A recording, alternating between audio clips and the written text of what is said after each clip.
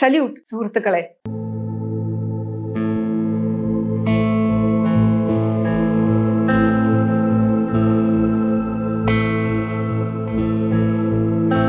ഈ അടുത്ത കാലത്തായി കുറ്റവാളികളുടെ എണ്ണം കൂടിക്കൂടി വരുന്നു. വളരെ ചെറിയ പ്രായത്തിലുള്ള യുവാക്കൾ ദാരുണമായ കൊലപാതകങ്ങൾ ചെയ്യുന്നു. വീട്ടിലുള്ള അച്ഛനെയും അമ്മയെയും സഹോദരങ്ങളെയും കാമുകിയെയും വെട്ടിയും തല്ലിയും ഒക്കെ കൊല്ലുന്നു. ചുറ്റിക പ്രയോഗം നടത്തുന്നു. കുറ്റവാസന ഏറി വരുന്നത് എന്തുകൊണ്ടാണ് എന്ന ചർച്ച സജീവമായി നടക്കുകയാണ്. താമരശ്ശേരിയില് കുറച്ച് കുട്ടികൾ ചേർന്ന് അങ്ങോട്ടും ഇങ്ങോട്ടും ഉണ്ടായ അടിപിടിയിൽ ഒരു കുഞ്ഞ് മരണപ്പെട്ടു പോയല്ലോ. അതിൻ്റെയും കാരണം എന്താണ് എന്നിപ്പോൾ ചർച്ച ചെയ്തു വരുന്നു. കുറച്ചു പേർ എന്നോട് ആവശ്യപ്പെട്ടു, ഇതിനെക്കുറിച്ച് ഒരു വീഡിയോ ചെയ്യാമോ, എന്തുകൊണ്ടാണ് ഇങ്ങനെ കുട്ടികളുടെ ഇടയിലുള്ള കുറ്റവാസന കൂടി വരുന്നത് എന്നതിനെക്കുറിച്ചൊരു വിശകലനം നടത്താമോ എന്ന് ചോദിക്കുന്നവരുണ്ട്. മിക്കവാറും എല്ലാ ചർച്ചയിലും അത് സിനിമകളുടെ സ്വാധീനമാണ് എന്ന് പറയുന്നുണ്ട്. ഈയിടെ കാണുന്ന സിനിമകളിലെല്ലാം വയലൻസ് ഒരുപാട് കൂടുതലാണ്, അതുകൊണ്ട് അതിൻ്റെ സ്വാധീനത്തിലാണ് കുട്ടികൾ ഇങ്ങനെ ആയി പോകുന്നത് എന്ന് പറയുന്നുണ്ട്.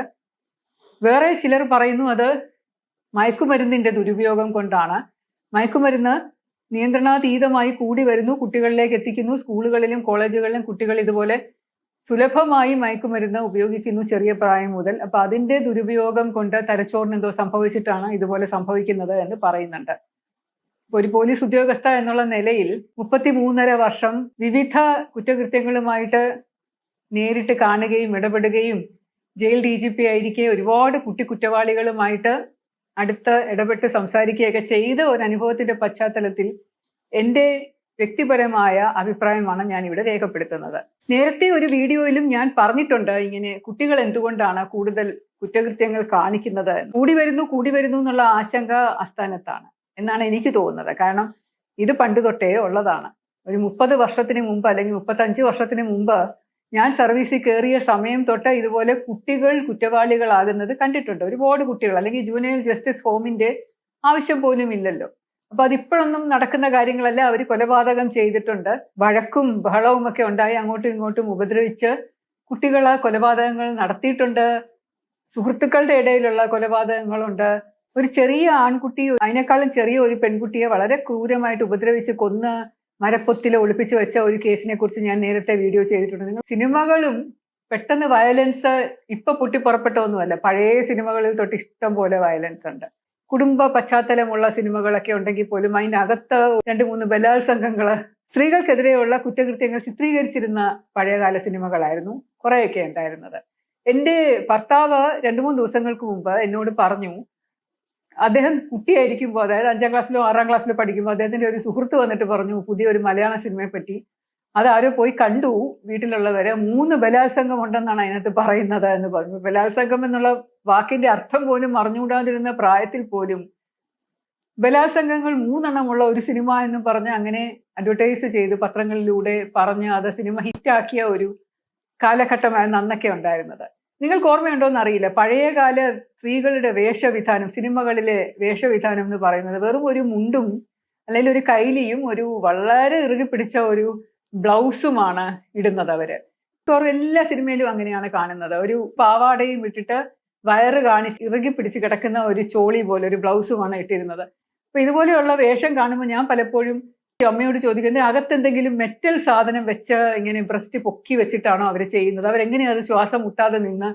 കാരണം അത്രയ്ക്ക് ഇങ്ങനെ വല്ലാത്ത ഒരു ലുക്കാണ്. വളരെ അരോചകമായിട്ട് എനിക്ക് തോന്നിയിട്ടുണ്ട്. പക്ഷെ അത് എൻജോയ് ചെയ്യുന്ന പുരുഷന്മാരുണ്ടായിരുന്നത് കൊണ്ടായിരിക്കും അതുപോലെ എല്ലാ സിനിമകളിലും ഈ വസ്ത്രവിധാനം അതുപോലെ ആയിരുന്നത്. എല്ലാ സിനിമകളിലും ഒരു വില്ലൻ ഉണ്ടായിരുന്നു. ആ വില്ലൻ വന്ന് നായികയെ പിടിക്കും, നായിക എന്നെ വിടൂ എന്ന് പറഞ്ഞ് കരയും ഒക്കെ. അങ്ങനെയുള്ള സീനുകൾ എന്ന് പറഞ്ഞാൽ വളരെ സുലഭമായിട്ടുണ്ടായിരുന്ന സിനിമയായിരുന്നു അന്നത്തെ സിനിമ.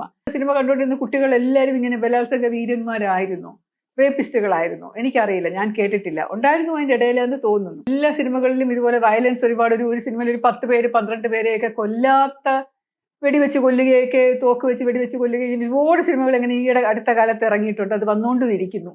ആളുകൾക്ക് കാണാൻ ഇഷ്ടമുള്ളതുകൊണ്ടായിരിക്കും. പക്ഷേ നമ്മുടെ മലയാള സിനിമയിൽ ഉണ്ടാവുന്നതിനേക്കാളും ഒരുപാട് മുമ്പ് തന്നെ തെലുങ്ക്, കന്നഡ, തമിഴ് സിനിമകളിലും നോർത്ത് ഇന്ത്യൻ ഫിലിംസിലും ഒക്കെ വയലൻസ് ഭയങ്കര ക്രൂരമായിട്ട് വളരെ ഹാർഷ് വയലൻസ് ഉണ്ടായിരുന്നു. ഷോളെ ഓർമ്മയുണ്ടോ? അതിനകത്ത് ഗബ്ബർ സിംഗ് കാണിക്കുന്ന വയലൻസും അദ്ദേഹത്തിന്റെ ആൾക്കാരും കൂടെ ചേർന്ന് എന്തൊക്കെ വയലൻസ് ആണ് അതിനകത്ത് കാണിക്കുന്നത്. അതുപോലെയുള്ള എല്ലാ സിനിമകളിലും മാഫിയ തലവന്മാര്, ഗുണ്ടകള്, ഡോണുകള് ഒക്കെ വന്നിരുന്നിട്ട് ഇങ്ങനെ വയലൻസോട് വയലൻസ് ആണ്. അപ്പൊ അതുപോലെയുള്ള ഒരുപാട് സിനിമകള് നമ്മുടെ ഇവിടെയും ഇറങ്ങിയിട്ടുണ്ട്, കേരളത്തിലും ഇറങ്ങിയിട്ടുണ്ട്. അതൊക്കെ ഒരു വിധത്തിൽ ഹിറ്റാവും. പിന്നെ വയലൻസ് എന്ന് പറയുന്നത് ഇന്നും ഇന്നലെ ഉള്ളതല്ല, പണ്ട് തൊട്ടേ ഉണ്ട്. പക്ഷെ അതുകൊണ്ട് കുട്ടികളെല്ലാവരും വയലന്റ് ആയി മാറും. അത് കാണുന്നവർ എല്ലാവർക്കും എന്താ ആ സിനിമ കാണുമ്പോൾ അതനുസരിച്ച് രക്തത്തിൽ വില്ലന്മാരുടെ ദുഷ്ടന്മാരുടെ സ്വഭാവം ഞങ്ങളും കാണിക്കണം എന്ന് തോന്നാറുണ്ടോ? നല്ലത് വിജയിക്കുന്നതും ഒരു ഹീറോ നല്ലവനാകുന്നതും അവൻ നല്ലതിന് വേണ്ടി. വളരെ വയലൻസ് ഉള്ള ഒരു സിനിമ എടുത്താൽ തന്നെ അതിലും വളരെ ക്രൂരമായിട്ടുള്ള ആൾക്കാരെ ആരും സമൂഹം പോലും ഒന്നും ചെയ്യാതെ, പോലീസിനും ഒന്നും ചെയ്യാതെ ഇരിക്കുമ്പോഴാണ് സൈ കെട്ടിട്ട് അതിനകത്തെ ഒരു ചെറിയ വില്ലൻ എന്ന് പറയുന്ന ബെറ്റർ ഓഫ് ദ വില്ലൻസ്, ഒരു വില്ലന്മാരിൽ ഒരു മുഖില രാജ്യത്തെ മുറിമൂക്കൻ രാജാവ് എന്നൊക്കെ വേണമെങ്കിൽ പറയുന്ന പോലെ എല്ലാ ദുഷ്ടന്മാരിലും കുറച്ചുകൂടെ ബെറ്റർ ആയിട്ടുള്ള ഒരു ദുഷ്ടൻ അയാൾ വന്ന് ചെയ്യുന്നതാണ് ഇത്. അതുകൊണ്ട് അയാളുടെ സ്വഭാവം നന്മയുണ്ട് അതിൽ എന്ന് മനസ്സിലാക്കിയപ്പോൾ കൂടുതൽ ആളുകൾ നന്മയല്ലേ ചെയ്യേണ്ടത്. അപ്പോൾ ഒരു സിനിമയിൽ കൂടെ നല്ലത് കാണുമ്പോൾ ആ നല്ലതല്ലേ കൂടുതൽ ഇമിറ്റേറ്റ് ചെയ്യേണ്ടത്. എല്ലാവരും ഹീറോ ആവാനല്ലേ ശ്രമിക്കുന്നത്. ഇപ്പൊ പഴയ കള്ളനും പോലീസും കളിയിൽ തന്നെ കള്ളനാവാൻ പൊതുവെ ആർക്കും വലിയ ഇഷ്ടമില്ല, എല്ലാവർക്കും പോലീസ് തന്നെ ആവണം. ഞാൻ തന്നെ കണ്ടിട്ടുണ്ട് കുട്ടികൾ കുറച്ച് കഴിയുമ്പോൾ എനിക്ക് കള്ളനാണ് എനിക്ക് പോലീസ് ആവണം എന്ന് പറഞ്ഞു. പക്ഷെ കള്ളന്മാർ എപ്പോഴും ഇങ്ങനെ പിടികൂടി കഴിഞ്ഞാൽ നല്ല അടിയൊക്കെ കൊള്ളും.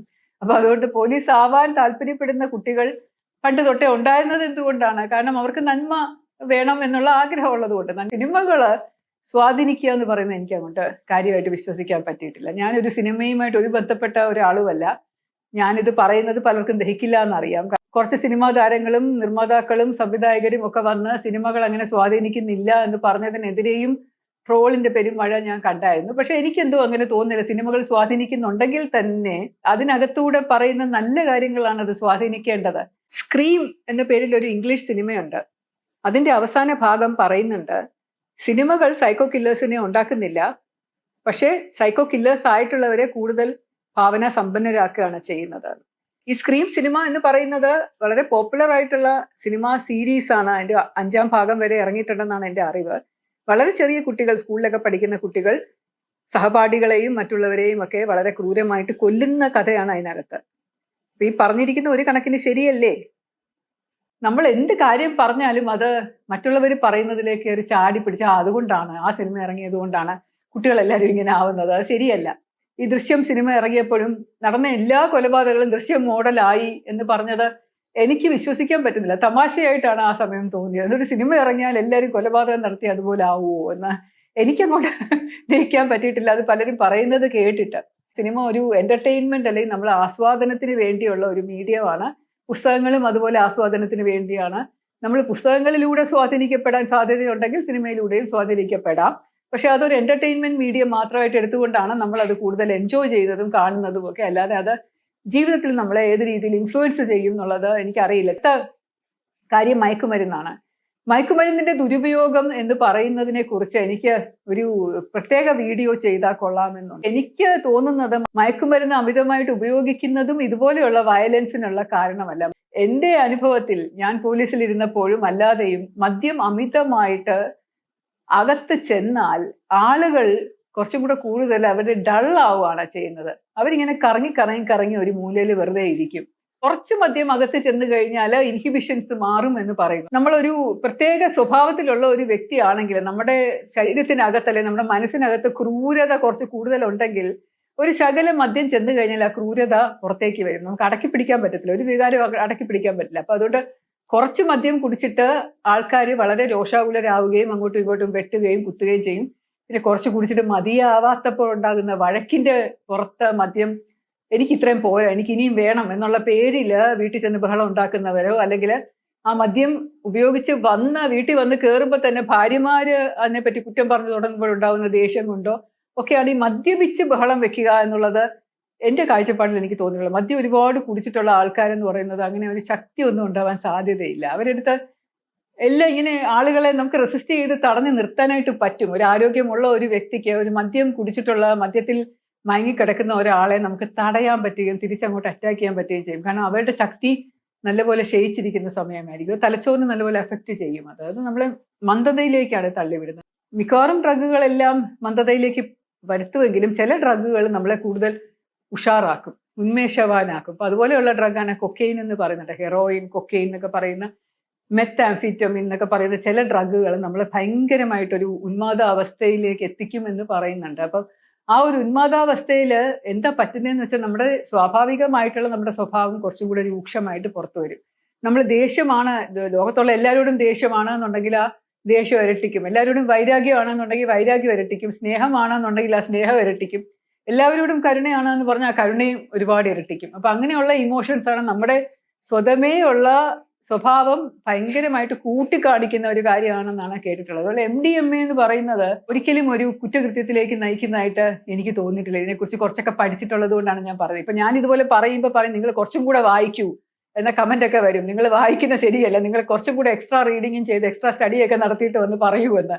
എന്താണ് ഞാൻ എക്സ്ട്രാ നടത്തേണ്ടത്, സ്റ്റഡി എന്നും കൂടെ വിശദമാക്കി കമന്റ് ഇട്ടാൽ അതും കൂടെ വായിച്ചിട്ട് ഞാൻ വന്ന് പറയുന്നത്. പക്ഷെ അതില്ലാതെ വേഗമായിട്ടാണ് ഓരോരുത്തർ പറയുന്നത്. പക്ഷെ ഞാനിത് വളരെയധികം പഠിച്ചിട്ടുള്ളത് കൊണ്ടും ഇത് എനിക്ക് താല്പര്യമുള്ള ഒരു വസ്തുവാണ്. ഈ മയക്കുമരുന്നുകളുടെ ദുരുപയോഗം, മയക്കുമരുന്ന് എന്നൊക്കെ പറയുന്നത് എനിക്ക് താല്പര്യമുള്ള ഒരു കാര്യമായതുകൊണ്ട് ഞാൻ ഇതിനെക്കുറിച്ച് ഒരുപാട് റിസർച്ച് ചെയ്ത് ഒരുപാട് പഠിച്ചിട്ടുണ്ട്, കുറേ വായിച്ചിട്ടുണ്ട്, ഒരുപാട് വായിക്കാൻ പറ്റുന്ന സകലതും ഞാൻ വായിച്ചിട്ടുണ്ട്. അപ്പൊ അതിന്റെ ബേസിസിലാണ് ഞാൻ പറയുന്നത് ഈ MDMA എന്ന് പറയുന്ന വസ്തു അത് ഒരു കുറ്റകൃത്യത്തിലേക്ക് നയിക്കുമെന്ന് എനിക്ക് തോന്നുന്നില്ല. കാരണം അത് നമ്മളിൽ ഉളവാക്കുന്ന, ആളുകളിൽ ഉളവാക്കുന്ന ഫീലിംഗ് എന്ന് പറയുന്നത് യൂഫോറിയയാണ്, എക്സ്റ്റസി. യൂഫോറിയ എന്ന് പറഞ്ഞു കഴിഞ്ഞാൽ അതിന് അമിത സന്തോഷം, ബ്ലിസ് എന്ന് പറയുന്നത്, എക്സ്റ്റസി. നമ്മൾ ആ MDMA അകത്തേക്ക് എടുത്തു കഴിഞ്ഞാൽ നമ്മൾ ഫുൾ അതിന്റെ ഇഫക്റ്റ് തീരുന്നത് വരെ നമ്മൾ ഹൈ ആയിരിക്കും, ഡാൻസ് കളിച്ചുകൊണ്ടിരിക്കും, നമുക്ക് എല്ലാവരോടും സ്നേഹം തോന്നും, പ്രകൃതിയോട് സ്നേഹം തോന്നും, മൃഗങ്ങളോട് സ്നേഹം തോന്നും, എല്ലാവരും കെട്ടിപ്പിടിച്ച് ഉമ്മ വയ്ക്കാൻ തോന്നും എന്നൊക്കെയാണ് അത് ഉപയോഗിച്ചിട്ടുള്ളവരെ എന്നോട് പറഞ്ഞിട്ടുള്ളതും. എനിക്ക് വ്യക്തിപരമായിട്ടുള്ള അനുഭവം അങ്ങനെയാണ്. 1985 ഭാരതത്തില് NDPS ആക്ട് വരുന്നത്, narcotic drugs and psychotropic substances act എന്ന് പറയുന്ന ആക്ട്. 85 എന്ന് പറയുമ്പോൾ കുറച്ച് നാളുകളിലേ ആയുള്ളൂ. അതിനു മുമ്പ് എൻ്റെ കുട്ടിക്കാലത്ത് ഞാൻ കണ്ടിട്ടുള്ള കാര്യം എന്ന് പറഞ്ഞാൽ, എൻ്റെ വീട്ടിൻ്റെ അടുത്തുള്ള പെട്ടിക്കടയിൽ പോലും, കൊച്ചു ചായക്കട, ഗോപാലൻ എന്ന് പറയുന്ന ഒരാള് മുറുക്കാൻ കട നടത്തിയിരുന്നു. ആ മുറുക്കാൻ കടയിൽ കിട്ടുന്ന പലതും ഇതുപോലെ മയക്കുമരുന്ന് നിറഞ്ഞ കാര്യങ്ങളായിരുന്നു. പക്ഷെ അയാൾ വളരെ സൂക്ഷിച്ച് എല്ലാവർക്കും കൊടുക്കുകയുള്ളൂ, കുട്ടികൾക്കൊന്നും കൊടുക്കില്ല. വളരെ പ്രായമായവർക്ക് മാത്രമാണ് അയാൾ ഒരു ഓപ്പിയം. വേദന എടുക്കുന്ന എല്ലാവരും, പല്ലുവേദന എടുക്കുകയാണെങ്കിലും തലവേദന എടുക്കുകയാണെങ്കിലും കറുപ്പ് എന്നാണ് അതിനെ പറയുന്നത്. അപ്പൊ ഒരു കൊച്ചു വെറ്റിലയ്ക്കകത്ത് അതൊരു ചെറിയ ഒരു അംശം പിച്ച് അതും കൂടെ വെച്ച് അത് കൊടുക്കും. ആ ചുറ്റുപാടുള്ള എല്ലാവരും ഇങ്ങനെ എല്ലാ ദിവസവും പോയി കറുപ്പ് എന്ന് പറയുന്ന ആ സാധനം വാങ്ങിച്ച് കഴിക്കുന്നുണ്ട്. അപ്പൊ അത് ഞാൻ കണ്ടിട്ടുണ്ടത്. ഞാൻ അമ്മയോട് ചോദിക്കാറുണ്ട്, അമ്മ എന്താ ഈ സാധനം? അപ്പൊ അമ്മ പറയും അത് ഓപ്പിയമാണ്, കറുപ്പ് എന്നാണ് അതിന്റെ പേര്. അത് വളരെയധികം വേദനയൊക്കെ കുറയ്ക്കുമെങ്കിലും അത് ഇടയ്ക്കിടയ്ക്ക് ഇതിനെ ഉപയോഗിച്ചുകൊണ്ടിരുന്ന് കഴിഞ്ഞാൽ വളരെയധികം മനസ്സിനെ ബാധിക്കും എന്നൊക്കെ അമ്മ എന്നെ പഠിപ്പിച്ചിട്ടുണ്ട്, പറഞ്ഞു തന്നിട്ടുണ്ട്. പക്ഷെ കറുപ്പ് അവരോടൊക്കെ ഭയങ്കര സ്നേഹമാണ്. അവരെപ്പോഴും ചിരിച്ചുകൊണ്ട് സംസാരിക്കുകയും മക്കളെ എന്ന് വിളിച്ച് ഗ്യാസ് മുട്ടായി തരികയൊക്കെ ചെയ്യും. എനിക്ക് ചെറിയ മിന്റ് ഉണ്ടല്ലോ, മിന്റ് മുട്ടായി എന്ന് പറഞ്ഞാൽ അന്ന് വളരെ പോപ്പുലർ ആയിരുന്നു. അവര് കടയിൽ പോയിട്ട് തിരിച്ചു വരുമ്പോൾ എന്നെ കാണുമ്പോൾ എനിക്ക് മാത്രമായിട്ട് അത് കൊണ്ട് തരാറുമൊക്കെ ഉണ്ട്. പിന്നെ ഈ ഗോപാലന്റെ കടയിൽ നിന്ന് കിട്ടുന്ന മൂക്കുപ്പൊടി, അന്നത്തെ കാലത്ത് മൂക്കുപ്പൊടി എന്ന് പറയുന്ന ഒരു സാധനം ഉണ്ടായിരുന്നറിയാലോ. എല്ലാ മൂക്കുപ്പൊടികളും അഡിക്റ്റീവാണ്. അത് വലിച്ചു കഴിഞ്ഞു കഴിഞ്ഞാൽ പിന്നെ അത് ഇല്ലാതെ പറ്റില്ല. അപ്പൊ ആ മൂക്കുപ്പൊടി വലിക്കുന്ന കുറെ ബന്ധുക്കൾ എനിക്കുണ്ട്. അപ്പൊ അതിനകത്ത് മൂക്കുപ്പൊടി പ്രത്യേക ഒരു കടയിൽ നിന്ന് തന്നെ വാങ്ങിക്കുന്ന അതിനകത്ത് എന്ന് പറഞ്ഞ സ്റ്റഫിനകത്ത് ഇതുണ്ട്, ഈ എന്തോ മയക്കുമരുന്നുണ്ട്. എനിക്ക് എന്താണെന്ന് അറിയില്ല അത്. പക്ഷെ മൂക്കിനകത്ത് അടിച്ച് കയറ്റുന്നതായതുകൊണ്ട് കൊക്കൈൻ ആവാനാണ് സാധ്യത. അതൊരു ഹൈ കൊടുക്കും. അവര് മൂക്കുപ്പൊടി വലിച്ചു കയറ്റി കുറച്ച് സമയം തുമ്മിക്കഴിഞ്ഞാൽ നല്ല രസത്തിലാണ് പാട്ടൊക്കെ പാടി, കഥകളി പദങ്ങളൊക്കെ പാടി, നല്ലതായിട്ട് ചെണ്ടയൊക്കെ കൊട്ടി, കവിതകളൊക്കെ വായിച്ച്, ഈ നിമിഷകവി എന്നൊക്കെ പറയുന്ന ഒരു പേരപ്പനൊക്കെ ഉണ്ടായിരുന്നു എനിക്ക്. അപ്പൊ അങ്ങനെ ഇതൊക്കെ ഉപയോഗിച്ചു കൊണ്ട് വളരെ സന്തോഷമായിട്ട് ചിരിച്ചുകൊണ്ടിരിക്കുന്ന ആളുകളെ ഒരുപാട് പേരെ ഞാൻ കണ്ടിട്ടുണ്ട്. ആ സമയത്ത് ഇതൊന്നും റേഡിയാനോ പിടിക്കാനോ ഇതെല്ലാം ഹാനികരമാണെന്നോ ഒന്നും പറയാനുള്ള ആൾക്കാരുണ്ടായിരുന്നില്ല. മുറുക്കാനിൽ പോലും പുകയിലയുടെ കൂട്ടത്തിൽ തന്നെ ചില സാധനങ്ങൾ വെച്ച് ചുരുട്ടിയൊക്കെ ചവയ്ക്കുന്ന ആൾക്കാരുണ്ടായിരുന്നു. അപ്പൊ 85 വന്ന NDPS ആക്ടിന് മുമ്പ് ഒരു കുറ്റകൃത്യവും നടന്നിട്ടില്ലേ? അന്ന് നടന്ന കുറ്റകൃത്യങ്ങൾക്കെല്ലാം നമ്മൾ കാരണം പറഞ്ഞിരുന്നത് മയക്കുമരുന്ന് എന്നായിരുന്നു. അപ്പൊ അങ്ങനെ ഒരു കമ്പാരിസൺ നടത്തുമ്പോൾ ഇപ്പൊ മയക്കുമരുന്നിന്റെ കൂടുതൽ കൊണ്ടാണ് കുട്ടികൾ ഇങ്ങനെ വഷളാവുന്നതെന്നും കഞ്ചാവ് ഇത്ര ഉള്ളത് കൊണ്ടാണ് കുട്ടികൾ എല്ലാവരും വലിച്ചുകൊണ്ടിരിക്കുന്നതെന്നും ചെറിയ കുട്ടികൾ വരെ ചെയ്യുന്നുണ്ട്. ഉണ്ടായിരിക്കാൻ ചിലപ്പം കൂടിയിട്ടുണ്ടെന്ന് എനിക്കറിയാം. കാരണം അത് നമുക്ക് തടയാനോ നിർത്താനോ പറ്റില്ല. കൂടുതൽ റെസ്ട്രിക്ഷൻസ് വരുത്തുമ്പോൾ വളരെയധികം ക്യൂരിയസ് ആവും കുട്ടികൾ. ഇത് എന്താണെന്ന് അറിയാനുള്ള ഒരു കൗതുകം ഉണ്ടാകുന്നത് കൊണ്ട് അവരിത് ചെയ്തു നോക്കാൻ സാധ്യതയുണ്ട്. പിന്നെ എന്തുകൊണ്ടായിരിക്കും ഈ കൊച്ചു കുട്ടികൾ ഇത്രയധികം ക്രൂരത കാണിക്കുന്നത് എന്ന് ചോദിച്ചാൽ, വെഞ്ഞാറമൂട് നടന്ന പയ്യൻ ചെയ്തിരിക്കുന്നത് തിരുവനന്തപുരത്ത് കുറച്ച് നാൾ മുമ്പ് കേരൽ ജിൻസൺ രാജ ചെയ്ത ഏകദേശം അതേ രീതിയിലാണ്. പക്ഷെ ഇതുവരെയായിട്ട് ഈ പയ്യന് എന്തെങ്കിലും മാനസികമായി അസ്വസ്ഥതയുള്ളതായിട്ട് പറഞ്ഞു കേട്ടില്ല. അവൻ എന്തോ കടം തീർക്കാൻ വേണ്ടി ചെയ്തതെന്നുള്ള മട്ടിൽ അവനെ പൊക്കിയാണ് സംസാരിക്കുന്നത്. അവൻ ഭയങ്കരമായിട്ട് നല്ലവനായിരുന്നു, എല്ലാവരോടും മാന്യമായിട്ട് പെരുമാറിയിരുന്നതാണ്, അവൻ അവന്റെ കാമുകിയെ സ്നേഹിച്ചിരുന്നു, അവൻ അനിയന് മന്തി വാങ്ങിച്ചു കൊടുത്തു, 5 നേരം നിസ്കരിക്കുന്നവനാണ്, അവൻ മഹാനാണ്, അവൻ ഇതാണ്, വളരെ സ്നേഹവാനാണ് എന്നൊക്കെയുള്ള മട്ടിലാണ് എല്ലാ വാർത്തകളും വരുന്നത്. അച്ഛൻ ഉണ്ടാക്കി വെച്ച കടം, അമ്മ ഉണ്ടാക്കി വെച്ച കടം, അതിൽ നിന്ന് രക്ഷിക്കാൻ വേണ്ടിയിട്ട് അയാൾ എല്ലാവരെയും കൊന്നു എന്നാണ് പറയുന്നത്. ഒരു മുത്തശ്ശിയെ കൊന്നിട്ട് അതിന്റെ മാല എടുത്തു. അത് മർഡർ മാത്രമല്ല, മോഷണവുമാണ്, റോബറിയാണ്. അതെടുത്തുകൊണ്ട് വിറ്റിട്ട് ആ പൈസ വെച്ചിട്ട് അയാൾ കുറച്ച് കടം വീട്ടി എന്ന് പറയുന്നു. അത് നല്ല കാര്യമാണോ? അറിയില്ല. അതിനെ മഹത്വവൽക്കരിക്കാൻ നമുക്ക് പറ്റുമോന്ന് എനിക്കറിയില്ല. പക്ഷെ അത് അനിയന് മന്തി വാങ്ങിച്ചു കൊടുത്തിട്ടാണ് അവനെ കൊന്നതെന്ന് പറയുന്നത്. അത് നല്ല കാര്യമാണോ? അല്ല. അവൻ ചെയ്തിരിക്കുന്ന വളരെ ക്രൂരമായിട്ടുള്ള പൈശാചികമായിട്ടുള്ള കാര്യം തന്നെയാണ്. ഇത്രയും പേരെ കൊന്നൊടുക്കുക എന്ന് പറയുന്നത്. അമ്മ സമ്മതിച്ചില്ലെങ്കിൽ പോലും, ഒരമ്മയും സമ്മതിക്കില്ല. മക്കൾ എത്ര ക്രൂരത ചെയ്താലും അമ്മമാർക്ക് സ്നേഹമുണ്ടെങ്കിൽ അവർ ഒരിക്കലും അത് സമ്മതിക്കില്ല. അതുകൊണ്ട് ഇവൻ ചെയ്തിരിക്കുന്നത്, അവൻ തന്നെ പോയി പോലീസിന്റെ അടുത്ത് പറഞ്ഞു, ഞാൻ എലിവിഷം കഴിച്ചു, ആത്മഹത്യ ചെയ്യാൻ ശ്രമിച്ചു എന്നൊക്കെ പറഞ്ഞു. എന്തുകൊണ്ട് ചെയ്തില്ല എന്നാണ് സംശയം. അതായത് മറ്റുള്ളവരുടെ ജീവൻ എടുക്കാൻ എളുപ്പമാണ്, പക്ഷെ സ്വന്തം ജീവൻ എടുക്കുന്നത് വരുമ്പോൾ കുറച്ച് പ്രയാസമാണ്. അത് പേടിക്കും. അപ്പൊ അതുകൊണ്ട് അയാൾക്ക് രക്ഷപ്പെടണം. അതിന് വേണ്ടിയിട്ടാണ് അയാളെ ജീവൻ നിലനിർത്താൻ വേണ്ടിയാണ് പോലീസ് സ്റ്റേഷനിൽ പോയി അത് പറഞ്ഞതെന്നാണ് എനിക്ക് തോന്നുന്നത്. എന്തുകൊണ്ടായിരിക്കാം ഇവൻ ഇങ്ങനെ ഇത്രയും ക്രൂരത കാണിച്ചത്? എനിക്ക് പറയാനുള്ള ഒരേ ഒരു ഉത്തരവേ ഉള്ളൂ. അവന്റെ ചെറുപ്പകാലത്തുണ്ടായിട്ടുള്ള, അല്ലെങ്കിൽ ജീവിതത്തിൽ ഉടനീളം ഉണ്ടായിട്ടുള്ള ട്രോമാസ്, മാനസികമായിട്ടുള്ള ട്രോമകളും അവന് കുട്ടിക്കാലത്ത് ഏറ്റിട്ടുള്ള ചില ഫിസിക്കലും മാനസികവുമായിട്ടുള്ള ഹരാസ്മെന്റ് എന്ന് പറഞ്ഞാൽ ഉപദ്രവങ്ങൾ, അതിന്റെ ബേസിസിലാണ് എല്ലാ കുട്ടികളും കുറ്റവാളികളായി പിന്നീട് മാറുന്നത്. ഇതിനെക്കുറിച്ച് ഞാൻ വീണ്ടും ജയിലിൽ ഇരുന്നപ്പോൾ കുറ്റവാളികളെ മാത്രമല്ല, എല്ലാ ക്രൂരത കാണിച്ച എല്ലാ കുറ്റവാളികളെയും ഞാൻ ഇന്റർവ്യൂ ചെയ്തിട്ടുണ്ട്. അവരോട് ഞാൻ ചോദിച്ചിട്ടുണ്ട് അവരുടെ പശ്ചാത്തലം, കുട്ടിക്കാലം എങ്ങനെയായിരുന്നു, അച്ഛനമ്മമാരോട് സ്നേഹമുണ്ടോ, അവരുടെ അച്ഛനമ്മമാർ അവരോട് എങ്ങനെയാണ് പെരുമാറിയത്, ഇതൊക്കെ ചോദിച്ചപ്പോഴും അവർ പറഞ്ഞിട്ടുള്ളത്, മിക്കവാറും 99% ആൾക്കാരും, പുരുഷന്മാർ പറഞ്ഞിട്ടുള്ളത് അവരുടെ വീട്ടിൽ ക്രൂരമായ ഉപദ്രവം ഏറ്റിട്ടുണ്ട് എന്നാണ്. അപ്പൊ ഇങ്ങനെ ഉപദ്രവം ഏൽക്കുന്ന കുട്ടികളാണ് ഭാവിയിൽ വലിയ വലിയ ഉപദ്രവം സമൂഹത്തിൽ മറ്റുള്ളവരോട് ചെയ്യുന്നത്. അപ്പൊ കുടുംബത്തിൽ തന്നെ ആവുമ്പോൾ അത് കുറച്ചും കൂടെ കാണിക്കും. ഈ കുട്ടിയുടെ കാര്യം എനിക്കറിയില്ല എന്താണ്. അച്ഛൻ സൗദിയിലായിരുന്നു എന്ന് പറയുന്നുണ്ട്. ഈ കുട്ടിയും അമ്മയും ഒക്കെ സൗദിയിൽ പോയിരുന്നു എന്ന് പറയുന്നുണ്ട്. പിന്നെ തിരിച്ചു വന്നതിന് ശേഷം എന്താണെന്ന് അറിയില്ല. നല്ല രീതിയിൽ ജീവിച്ചിരുന്നു, വലിയ വീടൊക്കെയാണ്, വളരെയധികം ധൂർത്തും ആർഭാടവും ഒക്കെ ഉണ്ടായിരുന്നു എന്നൊക്കെ പറയുന്നുണ്ട്. പയ്യൻ കാണാൻ കുഴപ്പമൊന്നുമില്ല. എന്നാലും ഒരു കാമുകിയെ വിളിച്ചു വരുത്തി അവളെയും കൊന്ന് അവളുടെയും സ്വർണം കൊണ്ടുപോയി വിൽക്കുക എന്നൊക്കെ പറയുന്നത് വിശ്വസിക്കാൻ പറ്റാത്ത ക്രൂരതയായിപ്പോയി. എനിക്ക് തോന്നിയിട്ടുള്ളത്, കുട്ടികളെ മുതിർന്നവർ പഠിപ്പിക്കുന്ന പോലെയാണ് അവർ വളരുന്നത്. മുതിർന്നവരെ കണ്ടിട്ടാണ് കുട്ടികളുടെ സ്വഭാവവും ചിന്തകളും അവരുടെ വിചാരങ്ങളും ഒക്കെ രൂപാന്തരപ്പെട്ടു വരുന്നത്. അപ്പൊ വീട്ടിലുള്ള ആൾക്കാർ എങ്ങനെയാണോ പെരുമാറുന്നത് അതനുസരിച്ച് അവരും അതുപോലെ പെരുമാറും.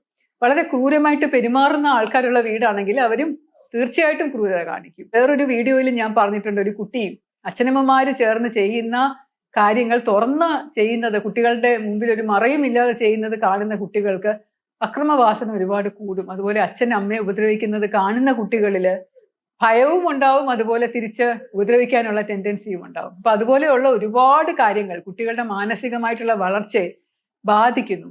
ഇപ്പൊ നമ്മുടെ സമൂഹത്തിൽ തന്നെ കണ്ടതാണല്ലോ, കുറച്ച് നാളുകൾക്ക് മുമ്പ് ഒരു ജാഥ പോയപ്പോൾ, ഒരു മതവിദ്വേഷ ജാഥയായിരുന്നു അത്. അപ്പൊ ഒരു കുഞ്ഞിനെ, 7-8 വയസ്സ് പ്രായമുള്ള കുഞ്ഞെന്നാണ് എനിക്ക് തോന്നുന്നത്, അതിനെ തോളിൽ ഏറ്റി വെച്ചുകൊണ്ട് ആ കുഞ്ഞ് വിളിച്ചു പറയുകയാണ്, കരുതിയിരുന്നോ നിങ്ങളുടെ കാലൻ വരുന്നുണ്ടേ, കുന്തിരിക്കവും ഭസ്മവും ചന്ദനവും എല്ലാം കരുതി വെച്ചോളൂ, ഞങ്ങൾ വരുന്നുണ്ട്, നിന്റെ കാലൻ നിങ്ങളെയൊക്കെ ഇല്ലാതാക്കാൻ വരുന്നുണ്ട് എന്നുള്ള മട്ടിലൊരു കുഞ്ഞു ശബ്ദം. അത് വളരെ വൈറലായ ഒരു കാര്യമായിരുന്നു. ആ കുഞ്ഞിനെ എങ്ങനെയാണ് വിളിക്കാനുള്ള ഒരു ധൈര്യം, അല്ലെങ്കിൽ അതിനെ ആരാണ് അത് പഠിപ്പിക്കുന്നത്? ഇതുപോലെയുള്ള വിദ്വേഷങ്ങൾ കുടുംബത്തിൽ നിന്ന് തന്നെ പറഞ്ഞു കൊടുക്കുമ്പോൾ, സ്വന്തം അച്ഛനമ്മമാർ തന്നെ അവരെ കൊണ്ട് ഇതൊക്കെ ചെയ്യിക്കുമ്പോൾ, ചെറിയ പ്രായത്തിൽ തന്നെ ആടുമാടുകളെ അറക്കാനായിട്ട് അവരെ പ്രേരിപ്പിക്കുമ്പോൾ, മതപരമായിട്ടുള്ള ചടങ്ങുകളിനകത്ത് പോത്തിനെ അറക്കും, മാടിനെ അറക്കും എന്നൊക്കെ പറഞ്ഞ ഒരു രീതി ഉണ്ടല്ലോ. അപ്പൊ വളരെ ചെറിയ പ്രായത്തിൽ 12, 13, 14 വയസ്സുള്ള കുട്ടികളൊക്കെയാണ് വലിയ കത്തിയുമായിട്ട് പോത്തിനെ വെട്ടുന്നത്. അപ്പൊ അതിനെ കൊണ്ട് വെട്ടിക്കുന്നതാണ്, അതൊരു കർമ്മമാണ്. പള്ളിപ്പറമ്പിൽ ഇങ്ങനെ കെട്ടിയിട്ടിട്ട്, പോത്തുകളെ വലുതായിട്ട് കെട്ടിയിട്ടിട്ട് ഓരോന്നിനെയായിട്ട് ഇങ്ങനെ വെട്ടിക്കൊല്ലുകയാണ്. അപ്പൊ ആ ചോരയും വെട്ടുന്നതും ഒക്കെ അത് വയലൻസ് അല്ലേ? സിനിമ കാണുന്നതിനേക്കാളും വലിയ വയലൻസ് അല്ലേ അത്? ഞാൻ ഇന്റലിജൻസിൽ ADGP ആയിരുന്നപ്പോൾ NIA അന്വേഷിച്ച കേസിൽ 2-3 മലയാളികളെ പിടിച്ചു.